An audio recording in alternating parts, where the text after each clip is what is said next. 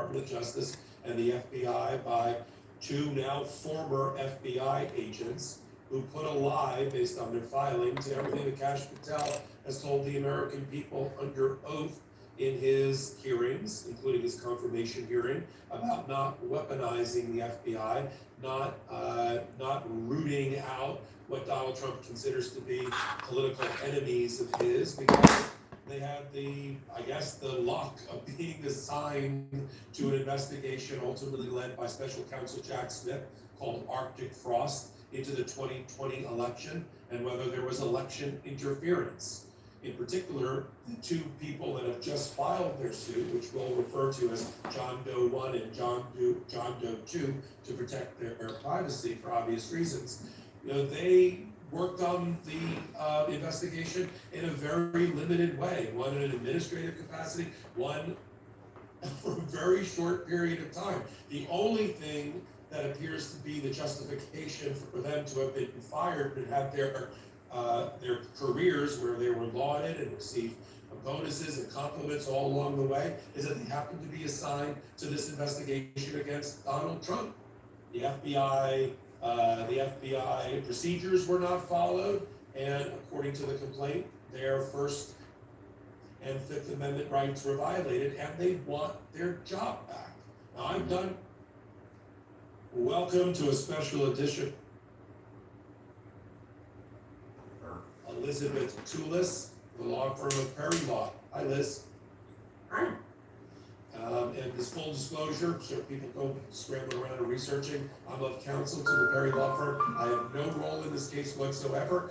I read it in the paper, but as soon as I read that Liz was handling this, I was like, we got to talk about it for our audience. So talk about why this case is so important, not just to the reinstatement of your clients' careers, which is important, but to the broader picture of this sort of lawless and rogue DOJ and FBI. Sure. Well, our clients, as you know, were consummate public servants, professional law enforcement officers, the complaint alleges, for no reason other than their assignment to this case. What that represents is really a disregard for not only just the constitutional rights of our clients, but all the norms and procedures and principles that have defined what the Department of Justice is and what the FBI has been for basically their entire existence. So, if people don't bring these suits to challenge these actions, it's unclear that there'll be a chance not only to vindicate their rights, but to get courts to say to the government, you can't do this. This is unconstitutional, this is not right, and let's make things right. And this is personal to you, I would imagine, because you have a background at the Department of Justice, U.S. Attorney's Office, and all of that, including you were the assistant director, right, of the Division's Federal Programs Branch. You dealt with anti-discrimination and employment matters on that side of the case, right? And now you're out in private practice. When you considered taking this case, I think our audience likes to hear about how lawyers make decisions to take cases, right? You get a phone call, I'm sure you and I take cases all the time. I decide not to take cases all the time. Why did this case matter to you?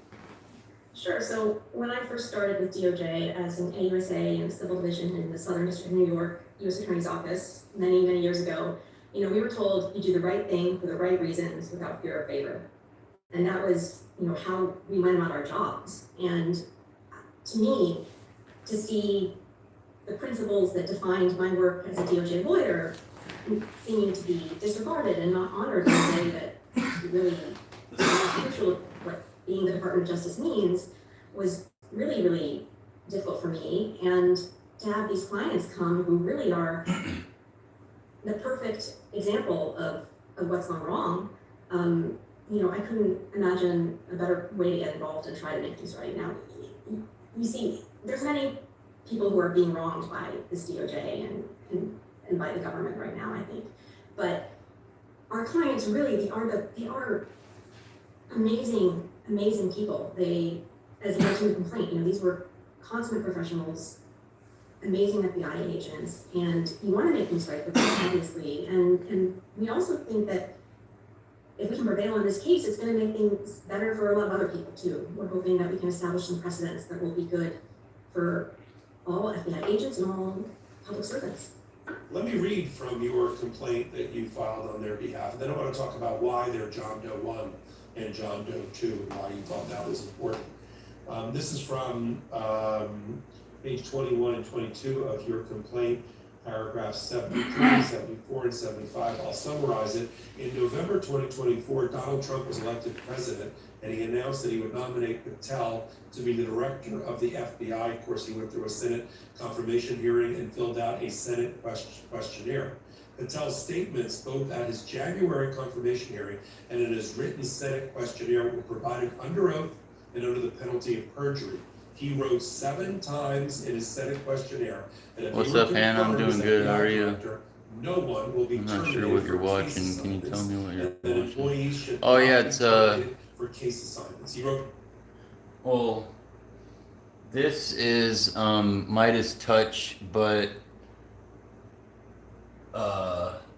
the guy talking is from, there's Meidas Touch and then Legal AF. Literally just A and then F, Legal AF. So Meidas Touch and Legal AF.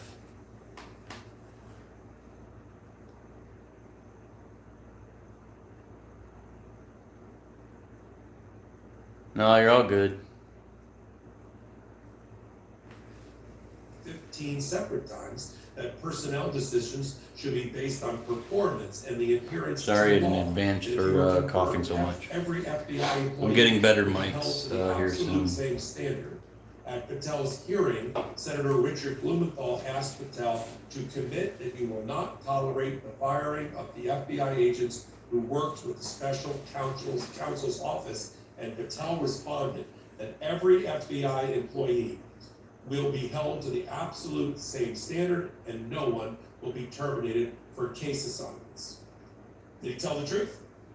Well, obviously, as our complaint alleges, he terminated people for case assignments despite promising not to do that. So I can't tell you what was in his mind when he testified before Congress, but yes, we are alleging that he acted contrary to those commitments.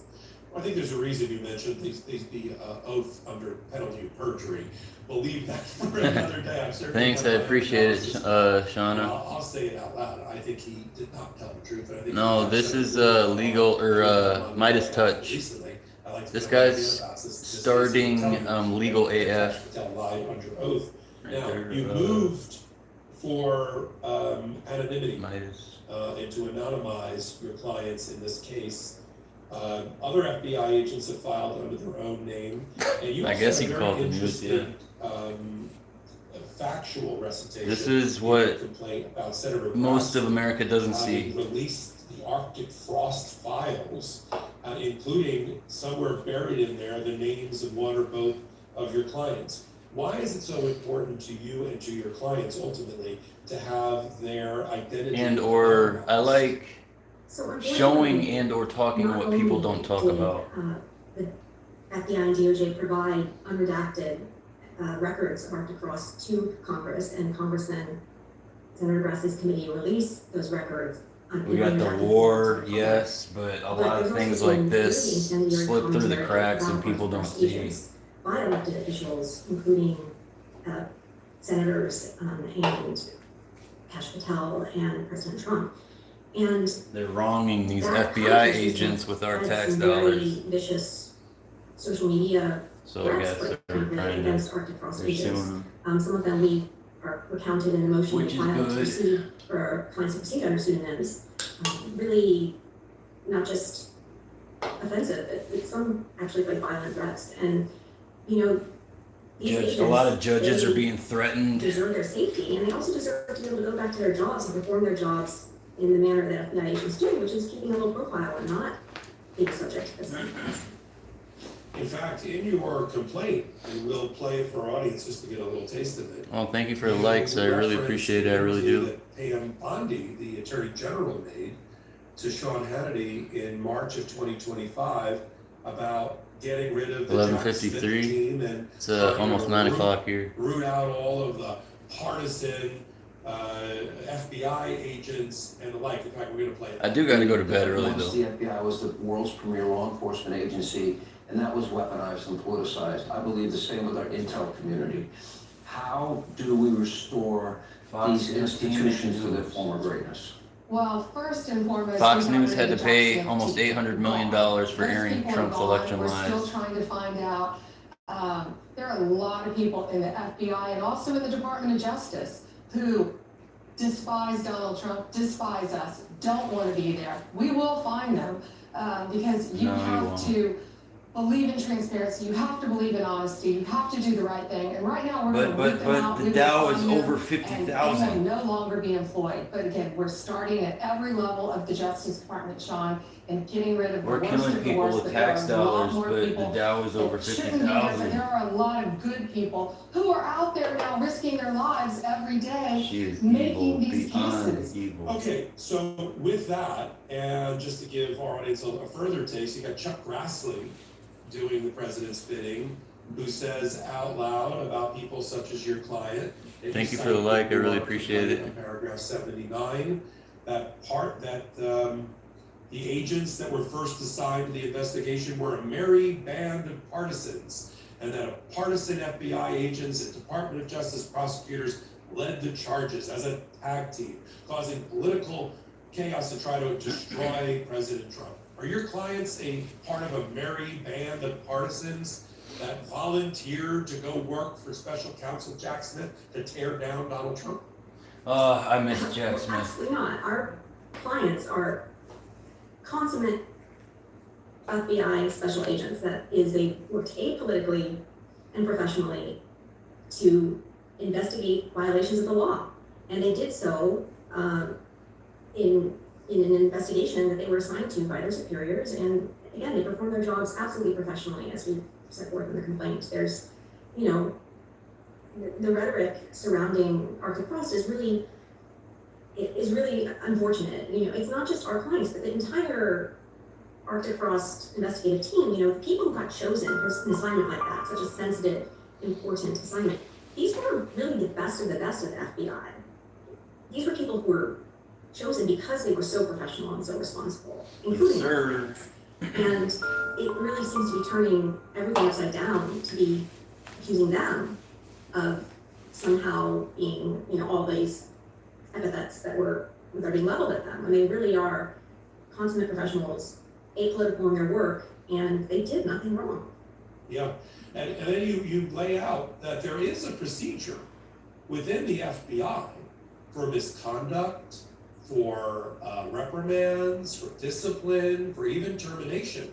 Were any of those procedures used to drum your clients out of the FBI? Well, no, not at all. And what's really important here is that the FBI has communicated to agents, your job is secure unless you do something that merits dismissal. You have a job that is secure unless there's a reason you terminated for cause. And that, the agents understand it, the FBI understands that, and that means that the FBI agents, as set forth in our complaint, they have what's called a protected property interest in being employed with the FBI. That means that, whatever Kash Patel might say about what procedures he needed to follow, the Constitution of the United States guaranteed them due process. And they were denied that. They got no process whatsoever. And That's literally all they have to do. The FBI has been repeating this kind of Not similar answer dismissal, questions or literally just walk away many or literally employees, just fire them. not getting them the process to return to their workforce. And nobody stops. We talked before we came together for this video about a judge assignment. Our audience eats up sort of all of the inside baseball stuff. Where is the case? Who's the judge? Right now you're in the district court for DC, right? Yes, Yeah. so we're in the district court in DC, that's right. And the case the case is framed as against Kash Patel, the FBI, the Department of Justice, Pam Bondi, right? Yes, it's against Patel and Bondi in their official capacities as well as their agencies, the FBI and DOJ, that's right. And when will you learn when the judge will be assigned to this? And and from there we can do our own commentary about what we think may happen. When will you learn who your judge is? That's a really good question. I was hoping we might learn today, but I did a little digging because it seems like there might be a little wrinkle when you file a pseudonymous complaint, because you have to file this motion to proceed under a pseudonym like John Doe, and that motion is reviewed by the chief judge, Judge Boasberg, who decides whether to grant it or not as an initial matter. And it looks like from my investigation of some other John Doe dockets that what happens procedurally is that the clerk's office waits to assign a judge until the chief judge has ruled on the motion to proceed as John Doe's. So when will that happen?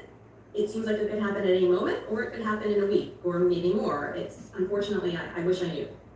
Well, if we know Judge Boasberg, he, who is no stranger to the Trump administration, we've done a lot of reporting and commentary about Judge Boasberg, for those that are just joining a little bit late, Chief Judge of the Federal District Court in DC, responsible for many things, including, in this case, as Liz, as you pointed out, making a ruling about who's anonymous and who's not. And he also is responsible for all the grand jury proceedings that are going on. He's the judge that just quashed the grand jury subpoenas against Federal Reserve Chairman Jay Powell, just to put a name with a face, finding effectively that it was a bad faith prosecution because there was no evidence to support any fraud case against the chairman of the Federal Reserve, and that's who we're now waiting on to make a ruling. We know him from prior cases. He works long hours. I wouldn't be surprised if it popped out over the weekend on a Saturday or Sunday. We certainly could find out. But explain to our audience, is it anonymous to the court or it's anonymous to the public? This would be anonymous to the public. So the court has sealed filings that provide the identities of our clients. I think that's a requirement. And obviously these are former FBI agents that the FBI itself can almost certainly identify. So they will not be anonymous to the defendants. Yeah, and that's done through a separate motion practice that you filed in order to try to get them, because just so people understand, in our system of justice, the courts bend over backwards on the public docket to have everything aired in the public. We believe that you should be indicted in the public, you should be able to clear your name in the public, but there are moments when, for various reasons, things have to be sealed or people have to be anonymized. Maybe those issues change over time and judges reconsider or consider again whether certain aspects of the case will remain under seal, because their natural instinct. Well,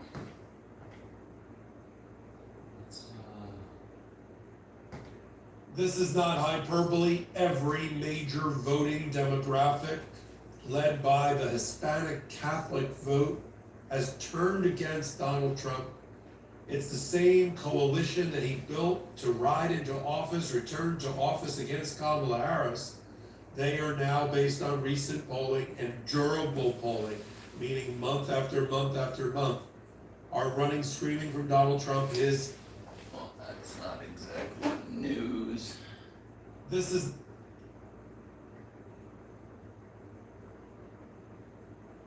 I'm Ben Marcellus from the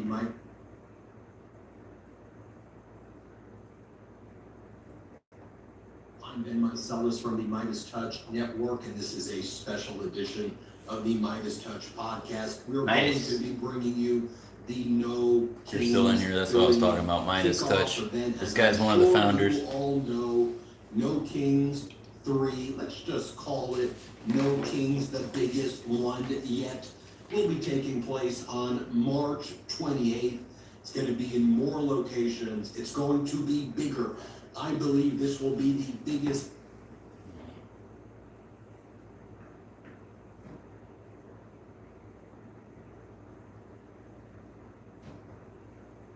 Remember when Donald Trump said he would cut credit card interest rates down to 10%?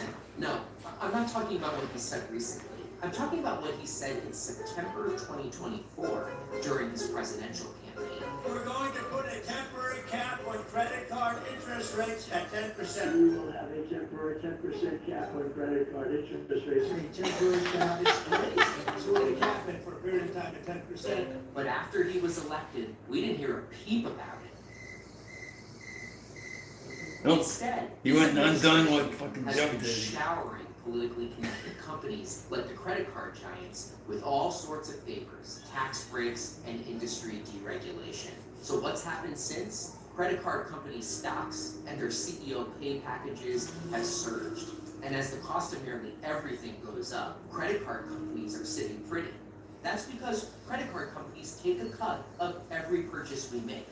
And when prices go up, it also means more people have to rely on credit cards to get by. Americans now owe over $1.2 trillion on their credit cards, the highest level on record. And with so many people struggling with high prices, nearly half of credit card users are now carrying a balance on their cards. That's what Dipshit Donald Duck did. And this is where the big bonanza And did what is, Joe did. interest and fees. Credit card companies raked in $190 billion in interest and fees from cardholders. That's hundreds of millions of dollars every day coming out of people's pockets. Right now, the typical American is paying near record interest rates on their credit cards, with many paying rates as high as 30%. 30%! That's way higher than the interest rates on other types of loans, making it easier for people to get trapped on a treadmill of debt. As Americans are souring on Trump's economy and his failure to address the cost of living crisis, he's bringing back his promise to cap credit card interest rates. I'm asking Congress to cap credit card interest rates at 10% for 1 year. And while he talks a big game about helping people with credit card debt, his cronies are doing the exact opposite. Take the Consumer Financial Protection Bureau, the agency I led until 2025. The new regime at the CFPB has effectively shut down all oversight over credit card companies. And for years, the credit card companies harvested billions of dollars in illegal fees by exploiting a loophole. We worked to close that loophole. And when the credit card industry pushed to get those fees back, the Trump administration quickly took their side. The agency has also ripped up law enforcement orders against corporations that repeatedly broke the law. That includes Citibank, which illegally discriminated against people with Armenian last names. Trump's CFPB has even abandoned its enforcement of laws cracking down on predatory lenders who charge excessive interest rates to members of our military. But it's not just the CFPB.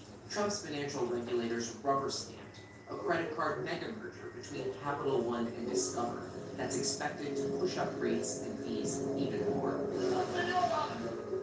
And the administration is siding with companies that are suing to stop states like Colorado from enacting their own laws capping interest rates on credit cards and other loans.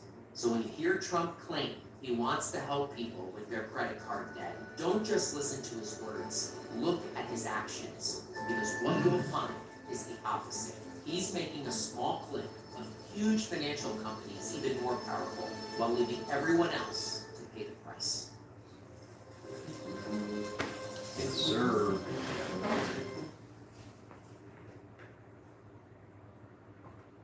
My friends, the next No King's Day protest is on March 28th. This needs to be every day.